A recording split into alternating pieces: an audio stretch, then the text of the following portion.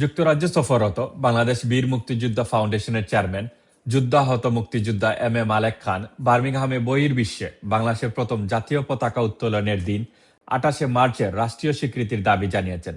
Bangladesh, Spain ও England থেকে প্রকাশিত সংবাদপত্র বাংলা কাগজের উদ্যোগে বুধবার তার সম্মানে আয়োজিত এক মত বিনিময় সভায় যোগ দিয়ে তিনি এই দাবি জানান। মুক্তিযুদ্ধের পক্ষ থেকে যে ১৯৭১ সালে ২৮ মার্চ এই বার্মিংহাম সিটিতে আমাদের যারা পূর্বসূরি ছিলেন, যারা ১৯৭১ সালে স্বাধীনতার পতাকা উত্তোলন করেছিলেন, আজকে তাদেরকে অনেকেই হয়তো নাই, এখন তাদেরকে আমি গর্বের সাথে স্মরণ করি। মালেক খান ৭১-এর মহান মুক্তিযুদ্ধে প্রবাসী সংগঠকদেরও প্রবাসী মুক্তিযোদ্ধা হিসেবে অভিহিত করার জন্য সরকারের দৃষ্টি আকর্ষণ করেন। আমাদের বঙ্গবীর উসমানী সাহেব পরিষ্কার বলেছিলেন যে বাংলাদেশের মুক্তিযোদ্ধারা হলো দেশে যুদ্ধ করেছে, আমাদের প্রবাসীরা হলো দ্বিতীয় মুক্তিযোদ্ধা, এটা তিনি ঘোষণা করেছিলেন।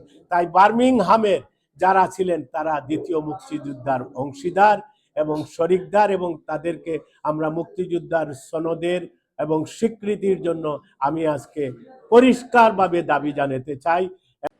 বাংলা কাগজের পরিবারের নানা সদস্য সহ কমিউনিটির বিভিন্ন নেতৃবৃন্দের উপস্থিতিতে অনুষ্ঠিত উক্ত মত বিনিময় সভায় বাংলা কাগজের সেক্রেটারি খসরু খানের সঞ্চালনায় সভাপতিত্ব করেন চেয়ারম্যান আজাদ আবুল কালাম, আর স্বাগত বক্তব্য রাখেন ফাইন্যান্স ডাইরেক্টর আব্দুল কাদির আবুল। আমাদের বাংলাদেশের সিলেটের কৃতি সন্তান বীর মুক্তিযোদ্ধা মালিক সাহেবকে নিয়ে আমরা আজকের প্রোগ্রাম করলাম, অত্যন্ত সাকসেসফুল প্রোগ্রাম, যেটা নিয়ে আমরা অনেক কিছু জানতে পেরেছি।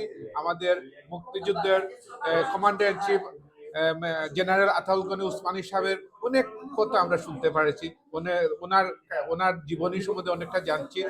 এখানে কমিটির সর্বস্তরের নেতৃত্ব উপস্থিত হয়েছেন, ওনার কাছ থেকে আমরা অনেক গুরুত্বপূর্ণ বক্তব্য শুনেছি। বিশেষ করে সেই মুক্তিযোদ্ধা পরিবার যারা অনেক অভাব ওনাদের দিন পানি কাটাচ্ছে, তাদের পাশে যেন এই সংগঠন দাঁড়ায়।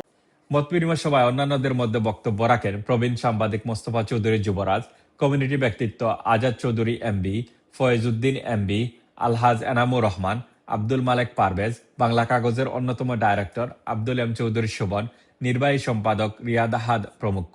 এ সময় বাংলা কাগজের পক্ষ থেকে মালেক খানকে ফুলের তুরা দিয়ে স্বাগত জানানো হয়। GM Rasel, beyond TV, UK.